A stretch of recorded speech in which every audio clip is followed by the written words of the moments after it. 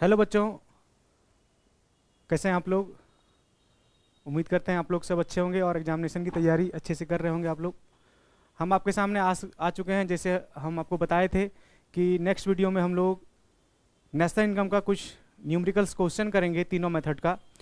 तो हम लोग आज जो है नेशनल इनकम के कुछ आउटपुट मेथड का, मतलब वैल्यू एडेड मेथड का, और कुछ एक्सपेंडिचर और इनकम मेथड का कुछ अच्छे अच्छे क्वेश्चन करेंगे। तो चलिए हम लोग स्टार्ट करते हैं क्वेश्चन करना। पहले हम output method that is value added method का कुछ क्वेश्चन करते हैं, ठीक है। तो आपके सामने ये क्वेश्चन है वैल्यू एडेड मेथड का, जिसमें से देखिए क्वेश्चन में क्या पूछ रहा है आपको। From the following data calculate net value added at market price. Net value added at market price निकालना है आपको। तो हम आपको बता चुके हैं पहले से कि वैल्यू एडेड मेथड से जब हम लोग नेशनल इनकम कैलकुलेट करते हैं तो उसका जो फॉर्मूला है सिंपल, आप सिंपल फॉर्मूले को लगाइए और फॉर्मूले के एप्लीकेशन से ही आपके पास जो है आंसर आ जाएगा। तो देखिए हम आपको क्या बताए थे कि जब हम लोग वैल्यू एडेड मेथड से जब हम लोग नेशनल इनकम कैलकुलेट करते हैं तो वैल्यू एडेड इक्वल टू, जिसको हम लोग बोलते हैं इस एग्रीगेट को वैल्यू एडेड का मतलब GDP MP equal to value of output minus intermediate consumption या इंटरमीडिएट कॉस्ट, इंटरमीडिएट कंजम्पशन, ठीक है। और आपको हम बताए थे कि वैल्यू एडेड हम लोग कैसे निकालते हैं। वैल्यू एडेड इक्वल टू होता है सेल्स का वैल्यू। अगर सब सारा सामान बिक चुका है तो सेल्स को हम लोग वैल्यू एडेड मान लेते हैं, सॉरी वैल्यू आउटपुट मान लेते हैं। और अगर सारा सामान नहीं बिका, कुछ अगर उसमें से बच गया, तो उसी को हम लोग वहाँ पे क्लोजिंग और ओपनिंग स्टॉक का जो है हम लोग कैलकुलेशन करके चेंज इन स्टॉक निकाल लेते हैं। तो वैल्यू ऑफ आउटपुट देखिए तो आपको क्वेश्चन में डायरेक्टली दिया है क्या, तो वैल्यू ऑफ आउटपुट आपको नहीं देके सेल्स का इंफॉर्मेशन दिया आपके पास कि आपके पास सेल्स है, सेल्स ये दिया हुआ है, सेल्स का इंफॉर्मेशन है आपके पास। देखिए सेल्स, उसके बाद क्लोजिंग स्टॉक भी है और ओपनिंग स्टॉक भी है। तो यहां पे आप इसके सामने वैल्यू ऑफ आउटपुट में हम यहां लिख सकते हैं क्या कि सेल्स के जगह पे, वैल्यू ऑफ आउटपुट के जगह पे sales plus change in stock. Change in stock का मतलब closing stock plus opening stock. तो देखिए सेल्स जो दिया हुआ आपको क्वेश्चन में कितना दिया हुआ है 90, सेल्स की जगह पे 90 रख दीजिए, प्लस चेंज इन स्टॉक का मतलब क्या है, चेंज इन स्टॉक का मतलब ओपनिंग स्टॉक और क्लोजिंग स्टॉक का इंफॉर्मेशन है आपके पास। तो क्लोजिंग स्टॉक 25 दिया हुआ है और ओपनिंग स्टॉक जो है वो 15 है। तो 25 मतलब closing stock minus opening stock, इसको अगर आप कर दीजिए तो आपके पास जो है इंफॉर्मेशन जो आपके पास आ जाएगा चेंज इन स्टॉक का आ जाएगा, और आपको सेल्स को उसमें ऐड कर दीजिएगा आप, तो आपके पास जो है वैल्यू ऑफ आउटपुट निकल जाएगा। तो सेल्स जो है वो 90 का है, प्लस 25 में से 15 तो कितना आ जाएगा ये 10। उसके बाद यहां पे आपको क्वेश्चन में इंटरमीडिएट कॉस्ट भी दिया हुआ है। देखिए तो यहां पे क्वेश्चन में इंटरमीडिएट कंजम्पशन दिया हुआ है ना 40 इंटरमीडिएट कॉस्ट। तो यहां पे आप इंटरमीडिएट कॉस्ट को उसके जगह पे रख दीजिए -40। तो 90 + 10 कितना आ गया 100 -40, ये कितना आ गया आपके पास 60। ये क्या आया 60 आया gross domestic product eight market price. मतलब आप GDP MP निकाले हैं और क्वेश्चन में क्या पूछ रहा है आपके पास कि calculate the net value added at market price. Net value का एडेड का मतलब ये आया आपका ग्रॉस वैल्यू एडेड, जिसको हम लोग GVA एट MP बोलते हैं, GVA एट MP। और आपको निकालना है, यहां पूछ रहा है कि आप नेट वैल्यू निकालिए कि आप नेट में कितना वैल्यू एडिशन किए हैं एट मार्केट प्राइस पे। तो हमारे पास ग्रॉस वैल्यू है और हमको नेट वैल्यू पे पहुंचना है, निकालना है। तो नेट वैल्यू कैसे निकालते हैं, जिसको हम लोग बोलते हैं NDP at MP, net value added at market price, या इसी को हम लोग कह सकते हैं कि net value added NBA at MP या NDP एट MP, दोनों एक ही बात है। तो आपके पास जो निकला हुआ है यहां पे आप GDP एट MP निकाले हुए हैं 60, तो GDP एट MP को आप यहां लिख दीजिए। अब आपको GDP MP है आपके पास और आपको निकालना क्या है NDP एट MP। तो जी आप क्या कीजिएगा, सिंपल ग्रॉस में से आप नेट में कन्वर्ट कर दीजिए। तो ग्रॉस में से नेट में कैसे कन्वर्ट कीजिएगा, तो इसमें से डेप्रिसिएशन को माइनस कर दीजिए, डेप्रिसिएशन को माइनस कर दीजिए। अब देखिए यहाँ पे domestic same, domestic same, P same, और आपको मार्केट प्राइस सेम।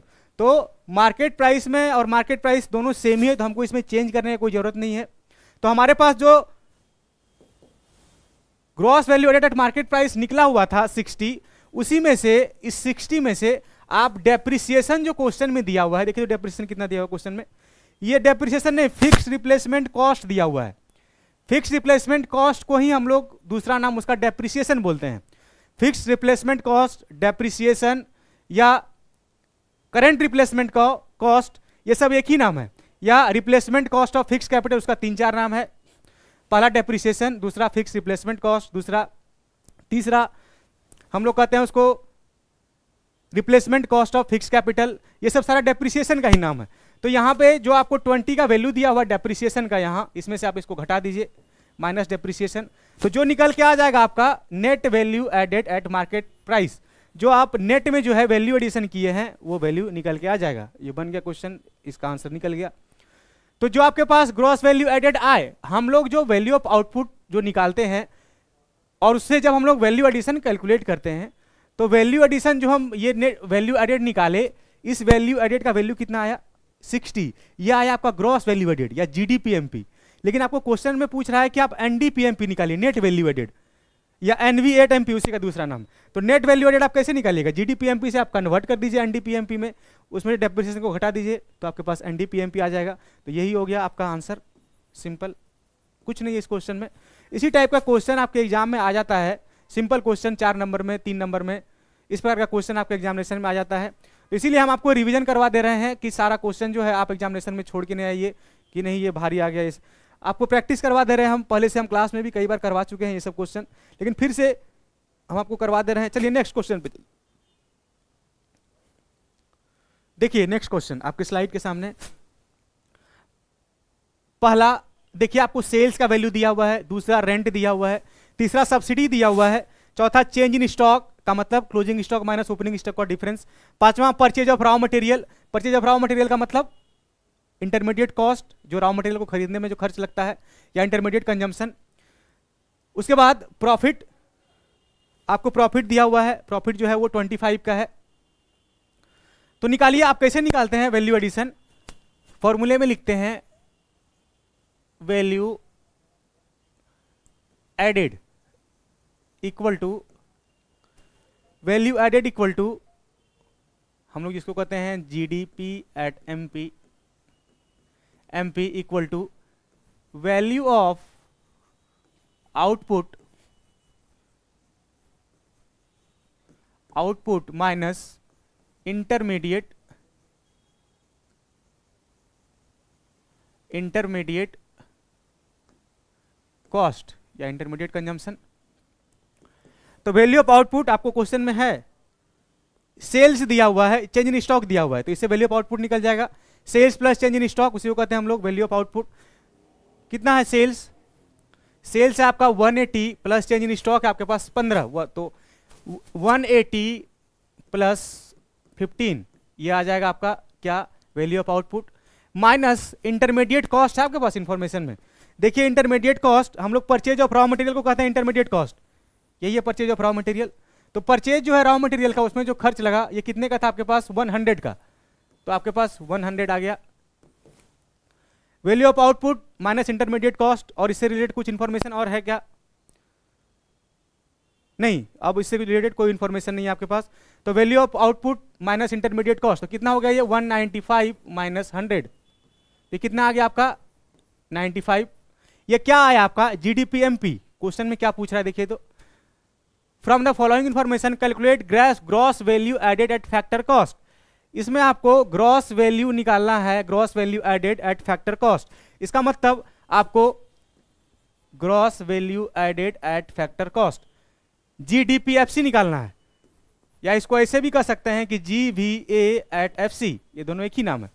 तो आपके पास जो आप निकाले हुए हैं वैल्यू एडेड, जिसको हम लोग जीडीपीएमपी बोलते हैं, जीडीपीएमपी, आप जीडीपीएमपी आप निकाले हुए हैं ऑलरेडी, और इससे आपको कन्वर्ट करना है इसमें जीडीपीएफसी में। तो जीडीपीएफसी आप कैसे निकालिएगा, gross domestic product and market price. ये आपके पास सेम है, जी सेम, डी और डी सेम, डी और डी सेम, और पी भी सेम।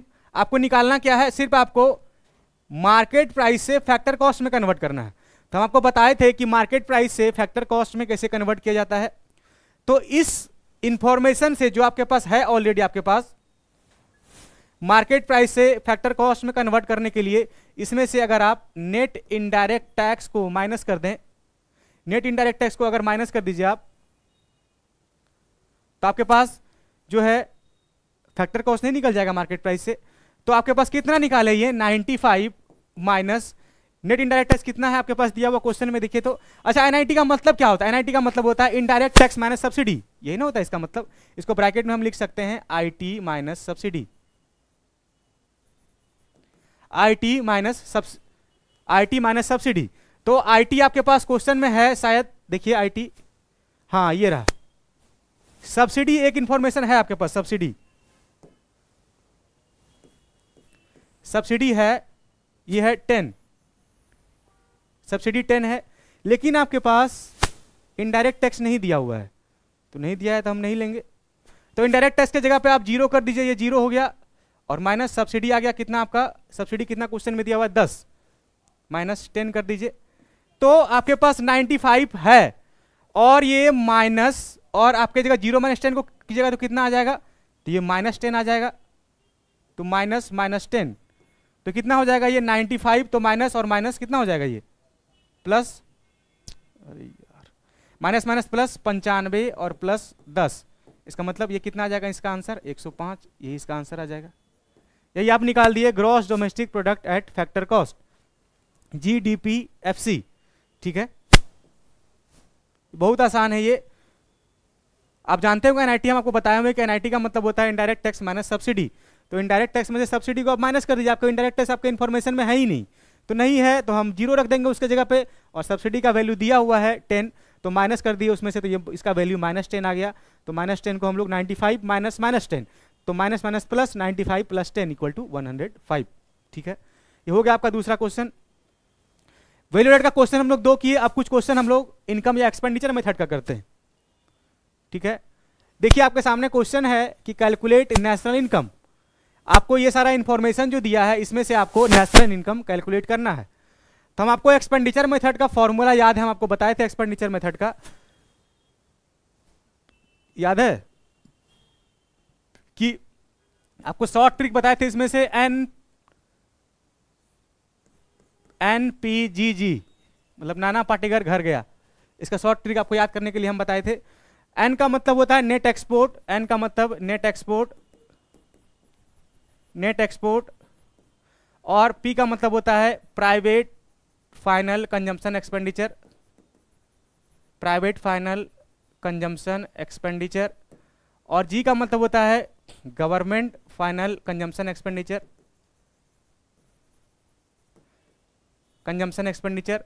और जी का मतलब होता है जी का मतलब होता है gross domestic capital formation, gross domestic capital formation. तो ये सब आपको पहले कल हम बता चुके, जब आपको फॉर्मूला हम बताए थे, तो ये सारों को जोड़ देते हैं तो हमारे पास जो है इन्फॉर्मेशन आ जाता है, फॉर्मूला जिससे हम लोग नेशनल इनकम एक्सपेंडिचर मेथड से कैलकुलेट करते हैं। तो हम फॉर्मूला लगा रहे हैं, आपके पास एग्रीगेट जो निकलता है इसको बोलते हैं हम लोग जीडीपी एट एमपी। तो GDP at MP equal to हम लोग लिखते हैं क्या, पहला private final consumption expenditure plus government final consumption expenditure plus gross domestic capital formation, जिसका आपको हम 2 कंपोनेंट बताए थे, gross domestic fix capital formation plus change in stock. और उसके बाद हम लोग लिखते हैं नेक्स्ट नेट एक्सपोर्ट, जिसको हम लोग एक्सपोर्ट माइनस इंपोर्ट का डिफरेंस। ठीक है, तो सारे फॉर्मूले जो आपके पास हैं, वो सारा इन्फॉर्मेशन आपके पास दिया हुआ है क्वेश्चन में, आप सारे को ऐड कर दीजिए, आपके पास आंसर आ जाएगा। पहला देखिए, गवर्नमेंट फाइनल कंजम्पशन एक्सपेंडिचर दिया हुआ है 73,000, प्राइवेट फाइनल कंजम्पशन एक्सपेंडिचर है 5,10,000, तो इसके जगह पे लिखिए प्राइवेट के जगह पे 5,10,000 प्लस गवर्नमेंट के जगह पे लिखिए 73,000 प्लस आपके पास gross domestic fixed capital formation दिया है और चेंज इन स्टॉक भी दिया हुआ है। तो gross domestic fixed capital formation plus change in stock दोनों को प्लस कर देंगे तो ग्रॉस डोमेस्टिक कैपिटल फॉर्मेशन आ जाएगा ना, ये वाला। ग्रॉस डोमेस्टिक कैपिटल फॉर्मेशन निकालने के लिए आपको हम दो चीज बताए थे, इसका दो सब कंपोनेंट है, एक gross domestic fixed capital formation और दूसरा चेंज इन स्टॉक। तो दोनों इंफॉर्मेशन आपको क्वेश्चन में दिया हुआ है, देखिए यहां पे दिया है gross domestic fixed capital formation, ये है gross domestic fixed capital formation. इसका मतलब प्रोड्यूसर के द्वारा जो इन्वेस्टमेंट किया गया है फिक्स्ड एसेट्स पे, उसी को बोलते हैं gross domestic fixed capital formation. और दूसरा चेंज इन स्टॉक का मतलब इन्वेंट्री इन्वेस्टमेंट पे जो प्रोड्यूसर के द्वारा इन्वेस्टमेंट किया गया है, मतलब स्टॉक में जो उसका स्टॉक के पास जो सामान बच गया है स्टॉक में, चाहे वो रॉ मटेरियल का है या वर्क इन प्रोग्रेस का है या कुछ सामान वो फिनिश गुड्स बना दिया है लेकिन वो बिका नहीं है, ठीक है, तो उसी को हम लोग कहते हैं चेंज इन स्टॉक। तो दोनों को आप जोड़ दीजिए, कितना कितना दिया हुआ है, ये है आपके पास gross domestic fixed capital formation 1,30,000 और चेंज इन स्टॉक है 30,000, तो 1,30,000 प्लस इसको यहां पे प्लस कर दीजिए आप 1,30,000 प्लस 30,000, ठीक है, और प्लस आपको नेट एक्सपोर्ट दिया है क्वेश्चन में। हाँ, एक्सपोर्ट और इंपोर्ट दिया हुआ है, आपके पास एक्सपोर्ट है 50,000 का और इंपोर्ट है 55,000 का। इसका मतलब एक्सपोर्ट में से आप इंपोर्ट को माइनस कर दीजिएगा तो नेट एक्सपोर्ट आ जाएगा। तो 50,000 का आपके पास एक्सपोर्ट माइनस 55,000 का इंपोर्ट, ठीक है, तो आप जोड़िए इसको वैल्यू को 5,10,000 प्लस 73,000 प्लस 1,60,000 1,60,000 और प्लस ये माइनस ये आ जाएगा -5,000, ठीक है, -5,000,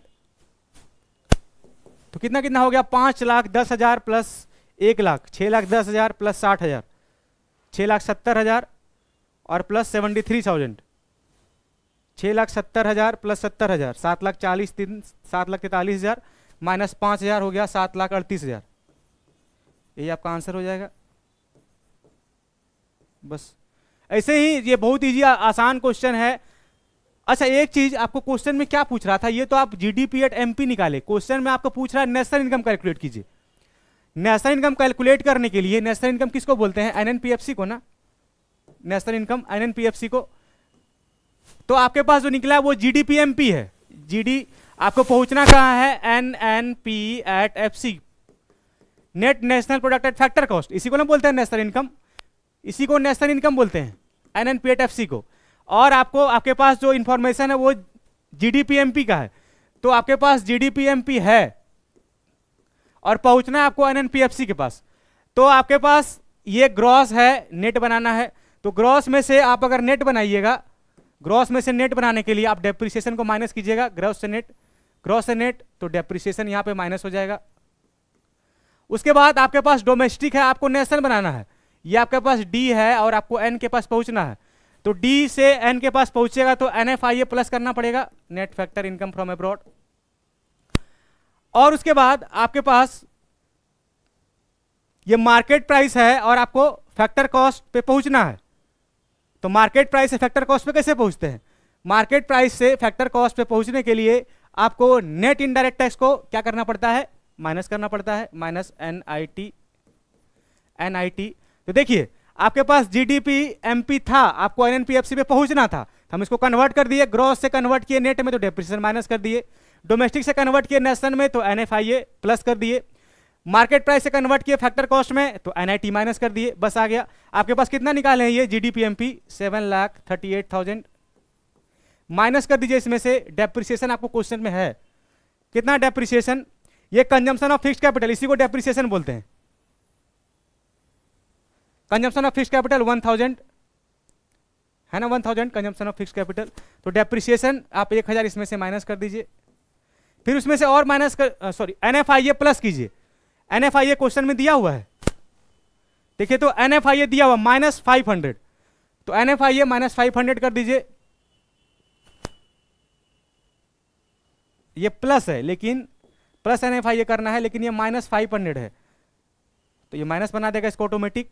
और आपको NIT क्वेश्चन में दिया है, NIT का कोई इंफॉर्मेशन है नहीं है, कोई इंफॉर्मेशन नहीं है NIT का, तो NIT को जैसे है वैसे ही छोड़ देंगे, उसमें से कुछ नहीं करना है हमको। तो इसमें से आप 7,38,000 में से 1,000 को घटाइए, कितना हो गया 7,37,000 में से 500 को घटा दीजिए, तो आ गया ये आंसर 7,36,500, यही आपका आंसर, बस ये निकल के आ गया।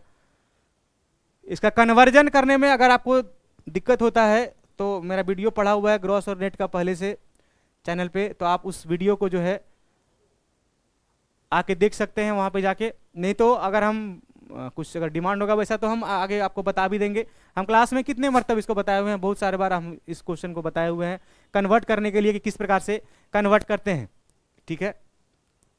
कन्वर्जन अगर नहीं आता आपको तो अभी हम 1 मिनट में बता भी देते हैं अगर आपको दिक्कत होता है तो। इसमें 6 ही चीज है, एक है ग्रॉस, दूसरा है नेट, दूसरा है आगे डोमेस्टिक, और एक है नेशनल,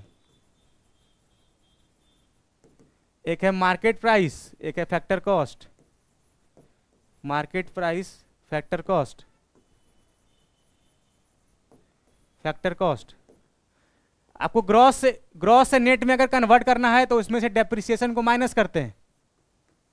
हम इसको मान लेते हैं कि ये बड़ा भाई है और ये छोटा भाई है, ठीक है। तो ग्रॉस बड़ा भाई है, डेप्रिसिएशन सॉरी नेट छोटा भाई है। तो ग्रॉस वैल्यू में से हमको अगर नेट वैल्यू के पास पहुंचना है तो बड़ा में छोटा के पास पहुंचना है तो हम डेप्रिसिएशन को माइनस करते हैं।